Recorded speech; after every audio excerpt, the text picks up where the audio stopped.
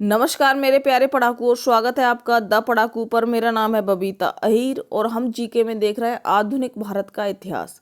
इसमें हमने छोटे छोटे वीडियोस में जो बहुत ही ज़्यादा ज़रूरी और बहुत ही इंपॉर्टेंट चीज़ें हैं उनको देख रहे हैं। आज के वीडियो में हम देखेंगे ईस्ट इंडिया कंपनी और फ्रांसीसी कंपनी के बारे में।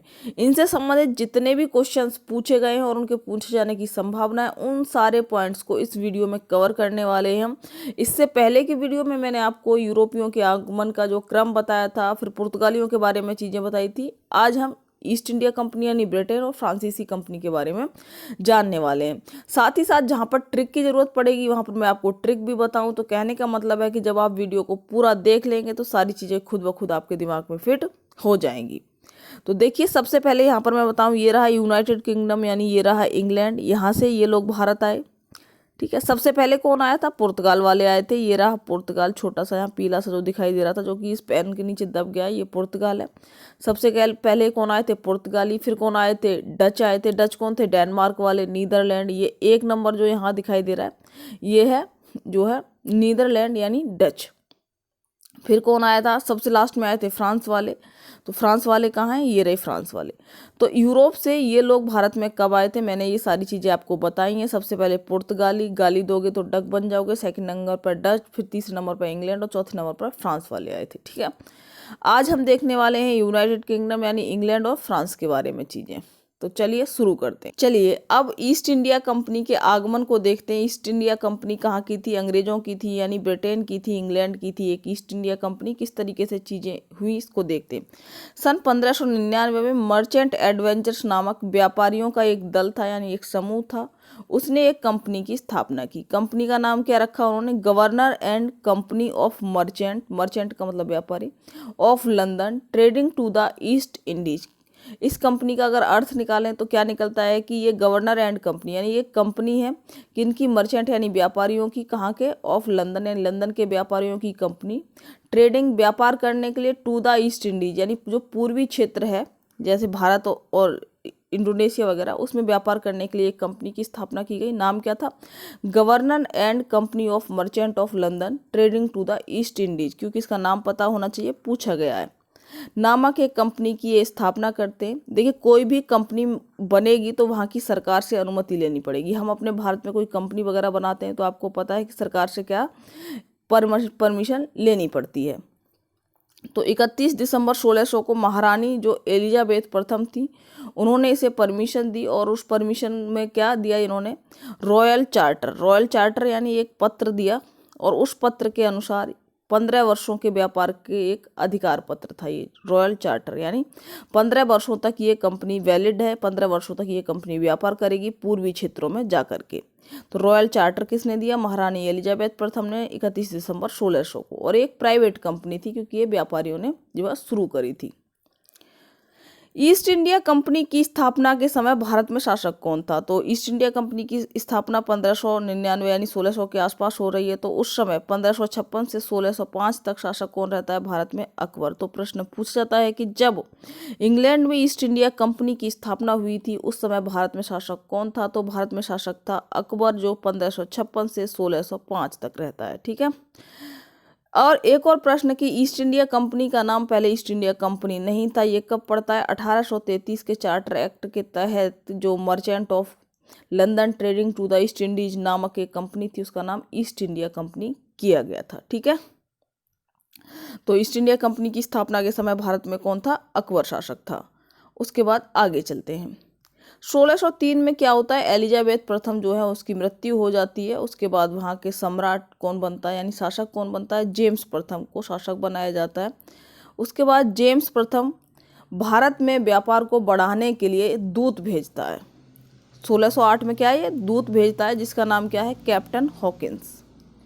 कैप्टन हॉकिंस को ये अकबर के नाम संदेश लेकर के भेजता है कि भाई महाराज अकबर, हमारे व्यापार के लिए जो भी शर्तें हैं वो उसमें भेजता है और तुम्हारा भी फायदा होगा, ये लेकर के एक संदेश भेजता है। किसके नाम का संदेश भेजता है? अकबर के नाम के। 1608 में ये दूत यहाँ पर पहुँचता है, परंतु उस समय तक अकबर की मृत्यु हो जाती है। कब? 1605 ईस्वी में अकबर की मृत्यु हो जाती है। तो ये लाया तो था संदेशा अकबर के नाम का, पर पहुंचता किसके दरबार में है? जहांगीर के दरबार में पहुंचता है। ठीक है, तो कैप्टन हॉकिंस फारसी का भी बहुत विद्वान था और जहांगीर को काफ़ी पसंद भी आता है। ठीक है, तो 1608 में ये सूरत में फैक्ट्री बनाने की अनुमति देता है। फैक्ट्री का मतलब होता है कोठी। ठीक है, कोठी है ना, कोठी बनाने की अनुमति ले लेता है कौन? Captain Hawkins. तो मैंने आपको बताया था कि 1608 में पहली फैक्ट्री यानी पहली कोठी, पहला कारखाना बनता है अंग्रेजों का। कहाँ बनता है? सूरत में बनता है। सूरत में फैक्ट्री बनाने की इसको परमिशन मिल जाती है। फैक्ट्री की ज़रूरत इसलिए पड़ती है, जैसे मान लो हमने कोई माल खरीदा तो उसे कहीं ना कहीं रखेंगे भी, तो ये जगह घेर लेते थे, इस तरीके से अपनी कोठी बना ली। उसके बाद उस माल को उसमें रखते थे, स्टोर करते थे, आराम से जो है अपने देश भेजते थे। जो भी साफ़ सफाई करनी है उसकी कर लेते थे। ठीक है, तो सूरत में अंग्रेज़ों की पहली फैक्ट्री बनती है। जहांगीर के दरबार में पहुंचता है कैप्टन हॉकिंस। सन 1615 में, यानी 1608 में तो कौन आता है? कैप्टन हॉकिंस आता है। उसके बाद सन 1615 में टॉमस रो आता है। ये दूसरा दूत भेजा जाता है जेम्स प्रथम के द्वारा, जहांगीर के दरबार में पहुंचता है ये भी। ठीक है, तो ये भी प्रश्न पूछा जाता है कि टॉमस रो किसके दरबार में आया था? जहांगीर के दरबार में आया था। इन दोनों को याद रखना है। ठीक है, कैप्टन हॉकिंस, हॉकिंस देखा है आपने, हॉकिंस के कुकर भी आते हैं ना, तो उस तरीके से देख सकते हैं। अकबर के नाम का कुकर भेजा था, पहुंचा किसके? जहांगीर के दरबार में। बाद में टॉमस आया रोता हुआ, ये भी कहाँ आया? जहांगीर के दरबार में आया सन 1615 में। ट्रिक बनानी है तो इस तरीके से कर सकते हैं। टॉमस रोता हुआ आ रहा था, जहाँ तहाँ गिरता आ रहा था, तो जहांगीर के दरबार में, यानी जहाँ तहाँ गिरता आ रहा था टॉमस रोता हुआ। और हॉकिंस, हॉकिंस नामक कुकर अकबर के लिए भेजा था, कहाँ मिला? जहांगीर को मिला। ठीक है, आगे आ जाइए। 1632 में सुनहरा फरमान। देखिए यहाँ पर ना मैंने चीज़ें थोड़ी ऐसे ही कराई हैं ताकि जो मोस्ट इंपॉर्टेंट चीज़ें ना वो आपके दिमाग में फिट करनी है। अगर मैं कहानी बनाऊँ तो बहुत टाइम लगेगा, हमें वीडियो जल्दी भी ख़त्म करनी होती है। ठीक है, 1632 में 16 दूनी 32, तो 2 16 दूनी 32, इस तरीके से सन भी याद हो रहा है। ये इस समय एक सुनहरा फरमान, यानी सुनहरा फरमान प्राप्त करते हैं अंग्रेज। कहाँ से? गोलकुंडा के शासक थे। इससे क्या था कि जब भी अंग्रेज भारत में व्यापार करते थे तो उन्हें टैक्स देना पड़ता था। ठीक है, तो सुनहरा फरमान के जरिए इन्होंने थोड़ा बहुत टैक्स पे किया। और गोलकुंडा का जो शासक है, दक्षिण भारत में है गोलकुंडा, तो वहाँ के शासक ने कहा कि भाई ठीक है, गोलकुंडा में अगर ये व्यापार करेंगे तो इन्हें टैक्स नहीं देना पड़ेगा अंग्रेजों को। तो ये क्या था? सुनहरा फरमान था। प्रश्न पूछ जाता है कि सुनहरा फरमान अंग्रेजों ने किससे प्राप्त किया था? गोलकुंडा के शासक से प्राप्त किया था 1632 में। एक और फरमान जो पूछा जाता है वो है 1717 का। ये मोस्ट इंपोर्टेंट है, ये अंग्रेजों की बहुत बड़ी जीत थी। इसके जरिए तो उन्होंने गोलकुंडा के आसपास के क्षेत्र से ही, मतलब टैक्स फ्री जो है व्यापार की परमिशन प्राप्त की थी।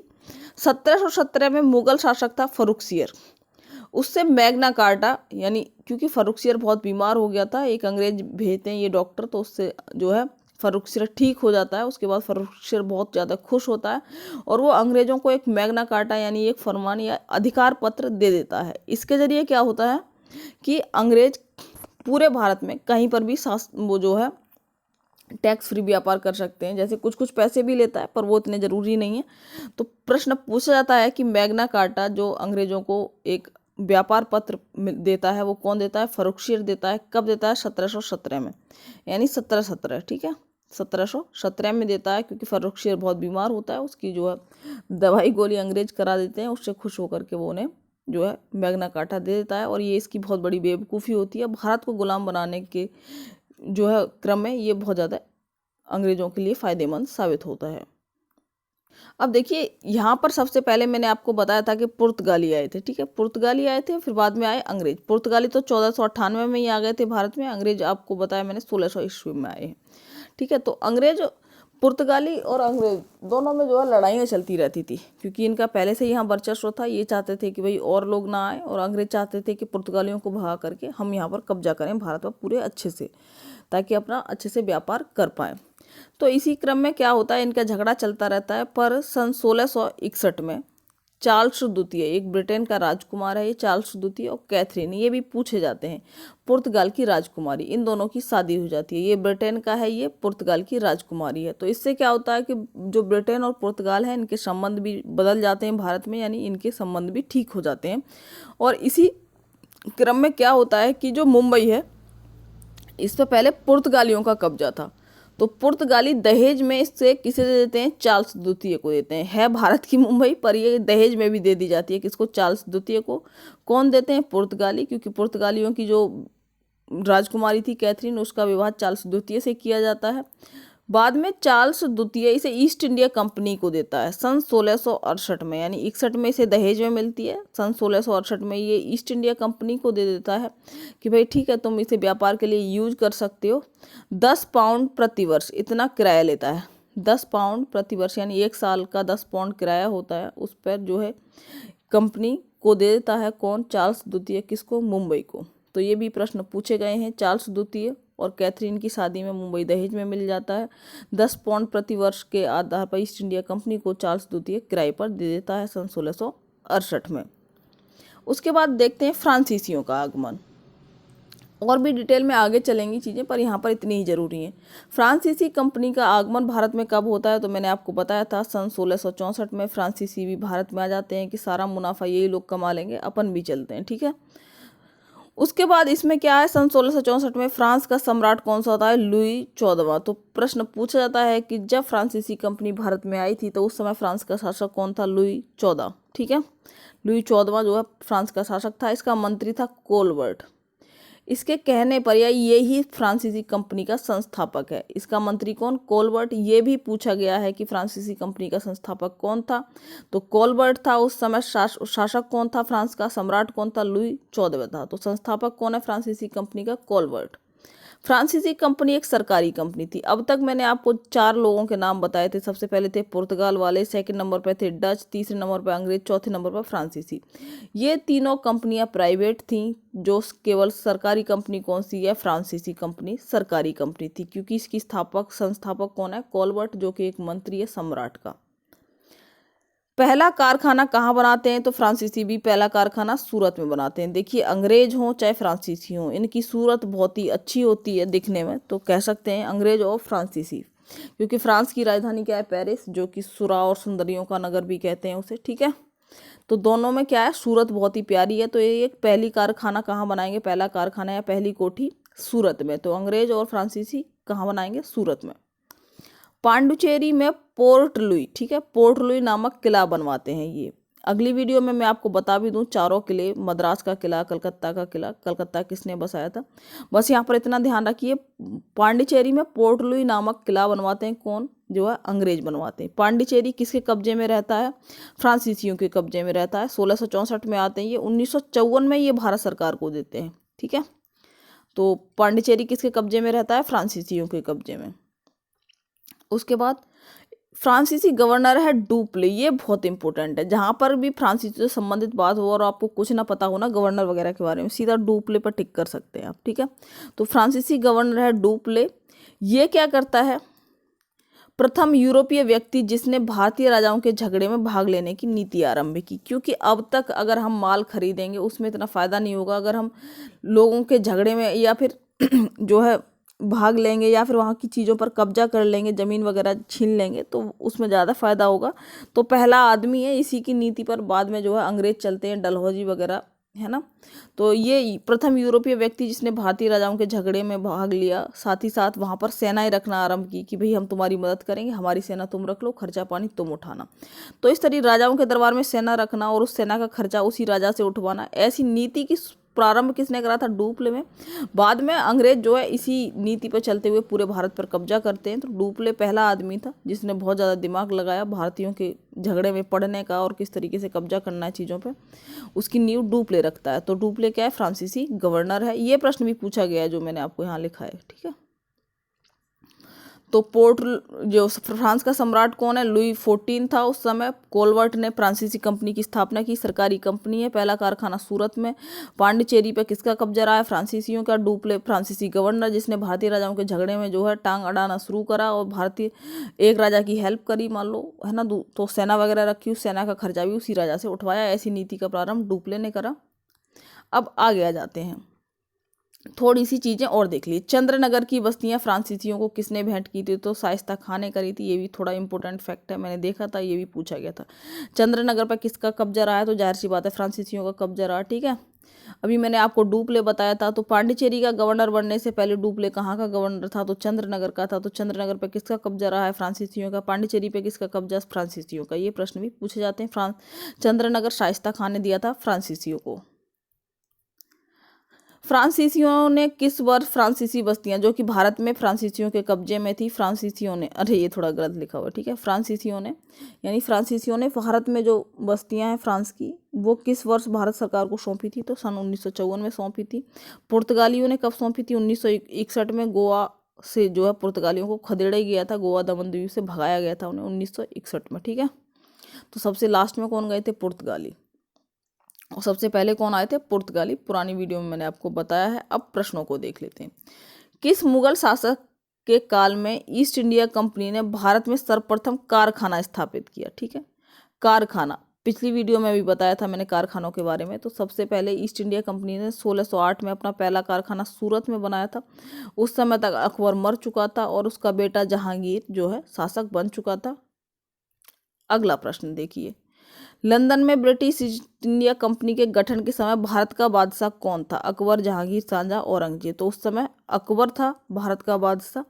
बाद में जहांगीर बनता है और इसी के शासनकाल में कैप्टन हॉकिंस और टॉमस रो आते हैं, ठीक है।